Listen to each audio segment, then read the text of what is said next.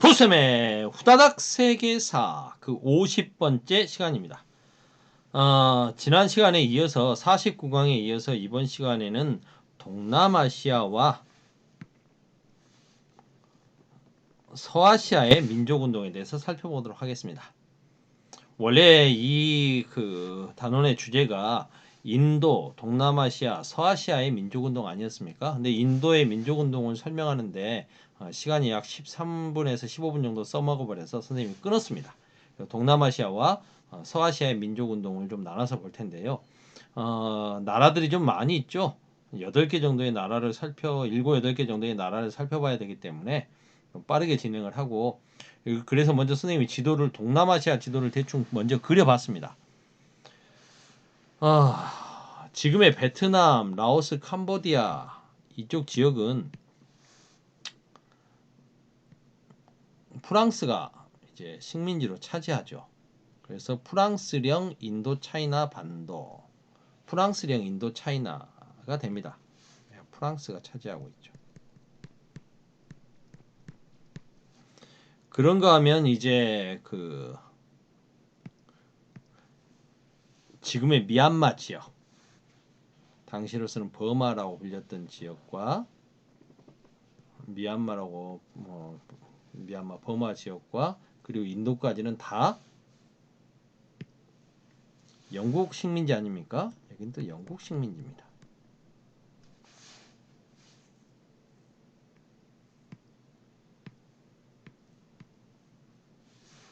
여기는 영국 식민지,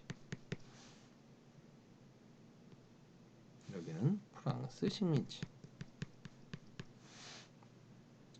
그런가 하면 이 필리핀 지역, 여기 필리핀 같은 경우에는 원래는 스페인 식민지였죠.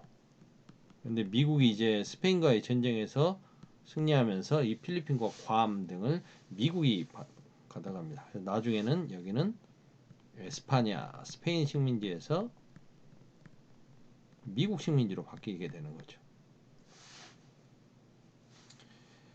그리고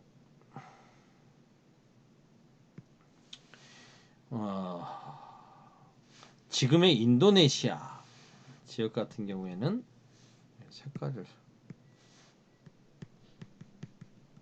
네덜란드가 식민지로 삼게 되는 거죠.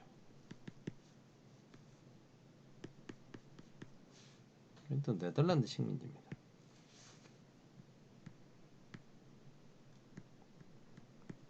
그리고 지금의 말레이시아, 말레이 연방, 여긴 또 보르네오 섬의 북부, 이쪽 지역은 또 영국 식민지죠. 이렇게 제국주의 열강들이 동남아 곳곳을 차지하고 있습니다. 먼저 프랑스래. 먼저 베트남. 베트남 같은 경우에는 프랑스 지배한 거에서 전직 관료, 지방 유학자, 지주 등이 중심이 돼서 황제권을 회복하기 위한 근왕 운동. 황제를 가까이서 모신다는 뜻이죠. 하지만 조직력의 부족으로 실패합니다. 베트남 근대화 운동의 지도자였던 판 보이 쪼우라고 하는 분은 베트남 유신회라고 하는 걸 조직합니다. 일본의 메이지 유신에 많은 영향을 받았던 거죠. 그래서 개혁을 하자. 일본을 배우자. 그래서 청년들을 일본으로 유학시키자. 베트남 입장에서는, 베트남 지역에서는 동쪽으로 가면 일본이 있죠. 그래서 동유운동, 일본으로 유학 가자라는 운동을 펼치죠. 그리고 이제 중국에서 신해혁명이 일어나니까 좋다. 그럼 우리도 베트남도 공화국을 만들어 보자. 그래서 베트남 광복회라고 하는 걸 조직합니다. 필리핀의 민족운동. 필리핀은 말씀드렸듯이 에스파냐 식민지였습니다. 현지인들과 화교들이 중심이 돼서 여기에 저항을 하죠. 필리핀 독립의 아버지라고 추앙받는 호세 리살, 에스파냐인과 우리도 동등하게 대해달라 라고 요구하며 필리핀 민족 동맹이란 걸 만듭니다. 기회가 왔습니다. 미국이 에스파냐하고 전쟁을 펼치는 거죠. 그러자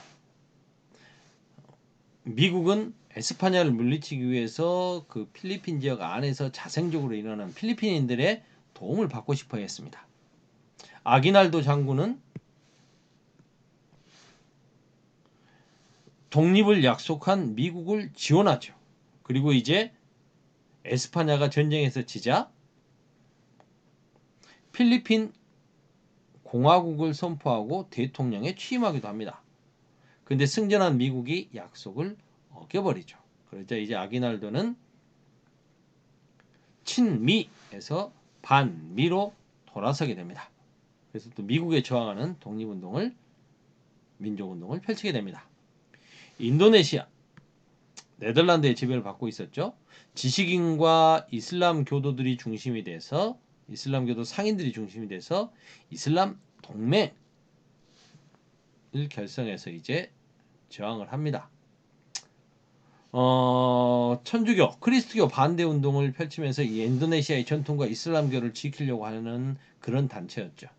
이게 이제 어찌 보면 서구인들에 대한 저항 운동의 성격을 띠게 됐던 겁니다. 태국이 좀 재밌죠. 아까 선생님이 동남아시아의 식민지 지도를 그리면서 태국을 그리지 않았습니다. 왜 그랬을까요? 당시 태국은 나라 이름이 샴이죠. 샴. 여러분들 그 샴 쌍둥이 뭐 들어봤지 않습니까? 몸의 일부분이 붙어 있는 쌍둥이들이 최초로 발견된 곳이 시암이었기 때문에 샴 쌍둥이라고 부릅니다. 이 시암은 과감한 외교 정책을 펼치게 됩니다. 도대체 어떤 외교 정책이길래 과감하단 말이냐? 당시 태국을 이끌던 왕조가 차크리 왕조, 짝끄리 왕조인데요. 당시 그 라마 5세라고 하는 태국의 그 시암의 왕은 영국과 프랑스 사이에 우리가 끼어 있기 때문에 우리 힘만으로는 독립을 유지하기 힘들다.